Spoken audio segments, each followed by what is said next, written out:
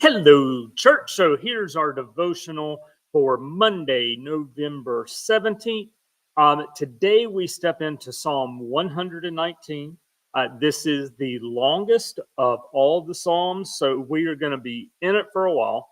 Intriguingly, having just done Psalm 118 in multiple parts, I think we wound up doing a total of 5. The commentary from James Mays for Psalm 118 is pretty close to the same length as for 119, but very different lengths of work and very different approach to it. But hopefully, that's a good highlight for us. Some very insightful portions from James Mays as we're doing kind of an overview today.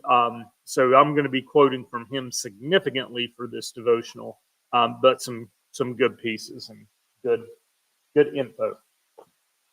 We will begin with the first portion of Psalm 119. Happy are those whose way is blameless, who walk in the law of the Lord. Happy are those who keep his decrees, who seek him with their whole heart, who also do no wrong, but walk in his ways. You have commanded your precepts to be kept diligently. Oh, that my ways may be steadfast in keeping your statutes. Then I shall not be put to shame, having my eyes fixed on all your commandments. I will praise you with an upright heart when I learn your righteous ordinances. I will observe your statutes. Do not utterly forsake me. I'm going to go ahead and do Eugene Peterson, the Message, just so you hear that one, and then we'll cover the stuff from Mays to finish us off today.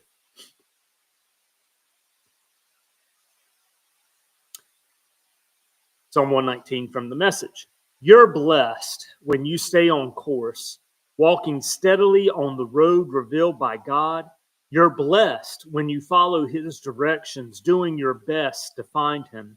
That's right. You don't go off on your own. You walk straight along the road he set. You, God, prescribed the right way to live.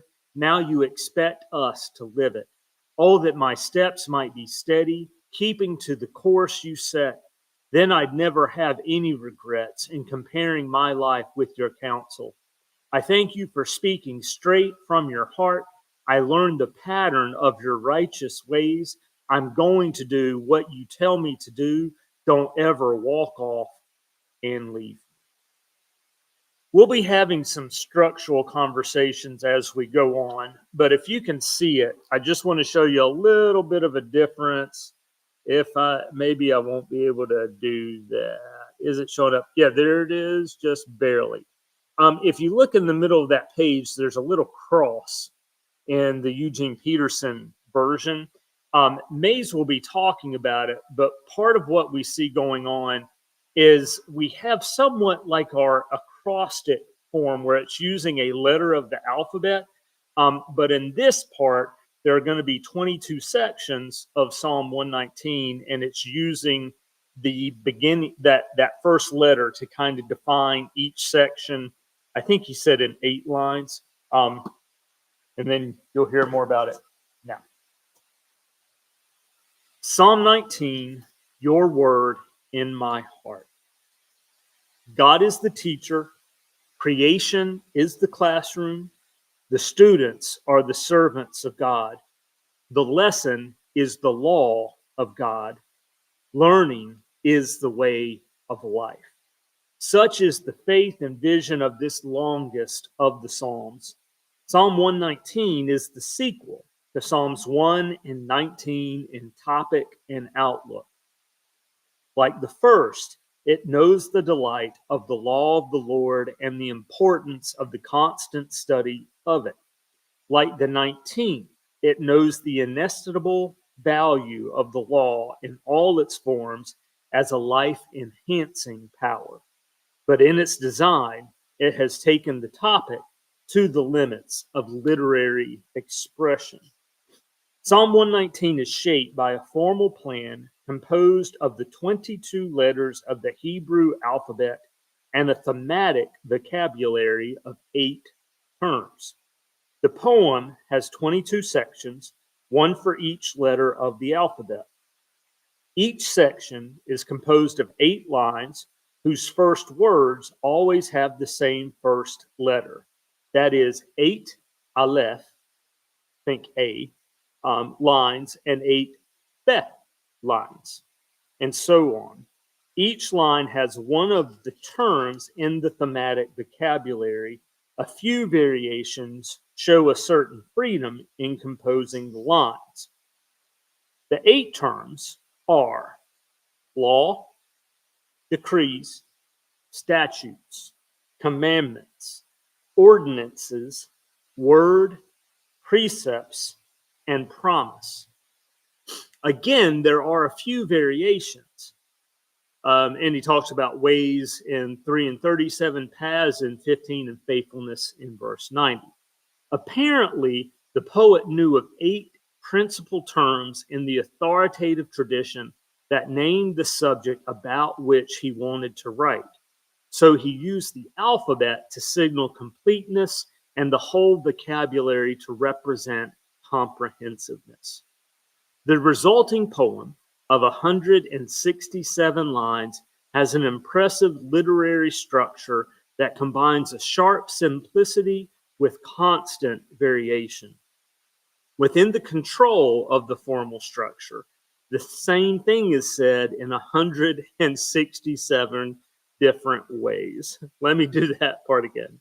Within the control of the formal structure, the same thing is said in 167 different ways in a progression that moves through the alphabet without ever moving from its single subject. The psalm has been called artificial and boring. Not by this guy. Oh, mercy. And now I just lost my place. Sorry. Has been called artificial and boring. I would have said long, maybe.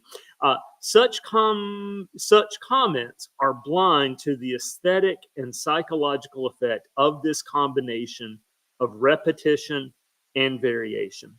The poem is meant to be read aloud to others or to oneself so that the repetitions guide the hearing and the variations enchant the imagination. It establishes a focus of contemplation and evokes the mood of concentration and submission in which meditation occurs. In liturgical and devotional use, only a part of the psalm, often one 8-line section, is read. Because of the way the parts are composed, each part can stand for the whole, but the whole is needed to reach the effect of fulfillment. Good stuff. And if that didn't make sense, let me try to encapsulate it a little bit. Mays points out an important aspect of Scripture that we very often miss in our own, at least personal study, if not our inclusion of Scripture in worship. When Psalms are first being said and spoken and utilized in their original state, they are most likely being sung or recited as a part of a communal gathering. It is an auditory experience. Most likely, if you were one of those people who liked to read out loud when you were learning to read and going through school, you were probably reprimanded for not being able to read silently. This is not that thing, and we should celebrate the opportunity to read aloud so that we can hear a word being spoken. And whether it's listening to someone else or the opportunity for us to say it ourselves.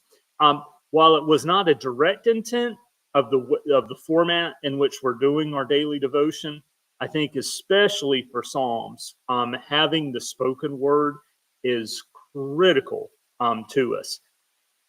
It also hits, and I think Eugene Peterson does an excellent job of this, that there are rhythmic and lyrical patterns as we come into Psalms. And so part of that is about ultimately undergirding the way that we approach God in prayer in that places where it's connecting with us.